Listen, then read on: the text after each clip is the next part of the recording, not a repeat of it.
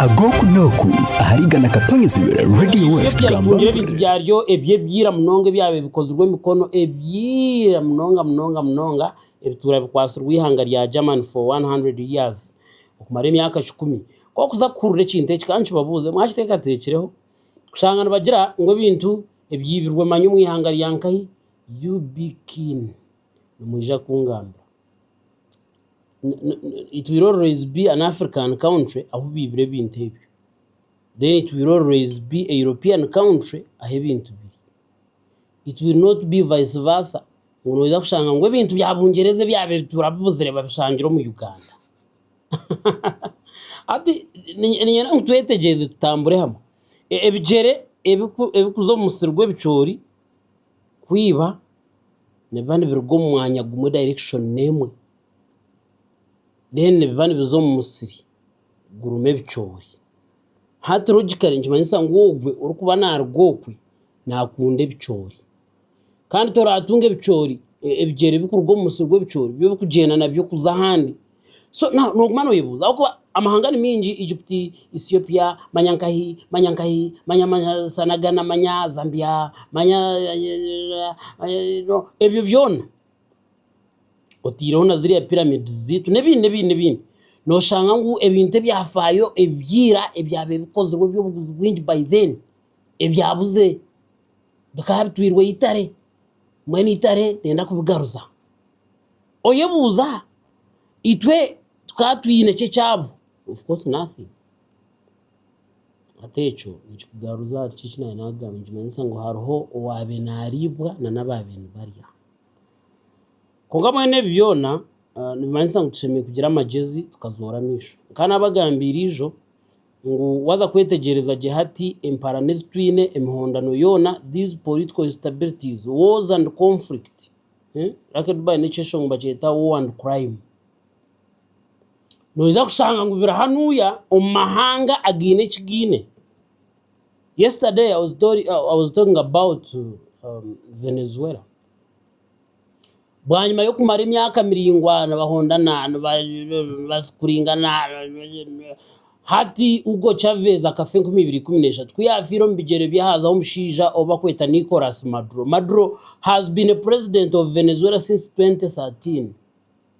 Kogatu bashire bamutawone cyandiko cyora mureba mutwazi. You can imagine a head of state barukumutaho icyo bakweta head bounty nibamuronda wamuronda itunza now hati nibagira ngo Maduro ari ngayikirize kuvugana Trump bakagamba ninjo mu ngamba yabo. I'm trying to imagine ntabwo naje tumjije we when babiza kweshingeza kogari nyenda kugambira je ngunyo I can bet inyo ni mbasa ku bettinga nyowe. I am the one telling you ni gambira umbinte barayini bagamba tarame cyo kugira ngo abantu ba Venezuela kutuzo mu kibuga Caracas kutuzo mu kibuga nkahi abantu abakabata kuturage bisha abantu kabatine mizi n'amashanyarazi bisha abantu kabatarije hati abandi kan bagenda abantu kan bushesha bakaza Colombia kurunda yo kubararenza izoba umwazi bakagaruka bisha bwenci ebyo bugabe bwabo naza kuba hariho komore nati eziza anka kutahena tiziti ati naza kuziyo konka nyena ngushubure hato mukushubura business. It is totally business. That's why I told you that we have now economic wars. Intaroze byentasi niyo nshonga nabastama mu rukiko Putin na Trump niba discussing the peace between Russia and Ukraine hatariho Zelensky. Why? Because nabantu barabyaho ebyabo.